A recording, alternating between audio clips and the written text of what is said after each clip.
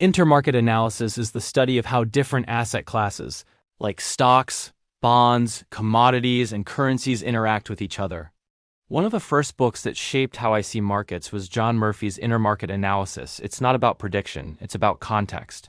The book gave structure to a simple truth. Markets don't move alone. They move together. For 2 years, we've watched a signature relationship unfold. Gold to new highs while the dollar softened across every major currency. That divergence reflects capital rotation, real rate compression, and the global search for real assets. It's a story told not just in one market, but across several. In the 1980s, the phrase was, "No market is exempt from globalization." In today's world, the reality is different. No market is exempt from Trump tweets, deglobalization, or from headline volatility. Tariff threats and policy shocks now move markets faster than macro data ever did. We see it constantly. A sudden announcement and charts across asset classes react in milliseconds. Understanding these connections is a necessity to the astute trader.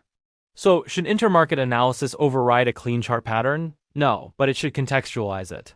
A clean chart pattern is still the purest expression of market behavior. Price remains the final arbiter. Intermarket signals correlations, divergences, macro linkages exist to inform your probability weighting, not to veto a setup outright. Think of it as a filter, not a filter out. It helps you decide when to lean in, when to size down, and when to wait for confirmation. For instance, if a textbook ascending triangle appears in gold, but the dollar index is firming up and real yields are ticking higher, that context doesn't invalidate the pattern. It simply adjusts your probability of follow-through. A trade that looked like a 65% chance might now be closer to 55%. You adjust your size, your stop placement, and your conviction accordingly. It's about adding depth to your decisions. Ultimately, intermarket analysis doesn't replace classical charting. It complements it.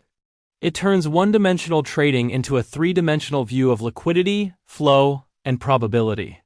Context beats static correlation. Political volatility is the new macro variable. And above all, risk management overrides everything. Trade views are just hypotheses. Your risk parameters are laws.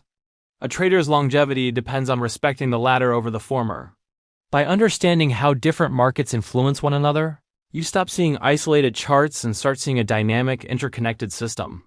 In short, it helps you trade with both eyes open. Thanks for watching. If you found this valuable, please like, subscribe, and follow for more insights.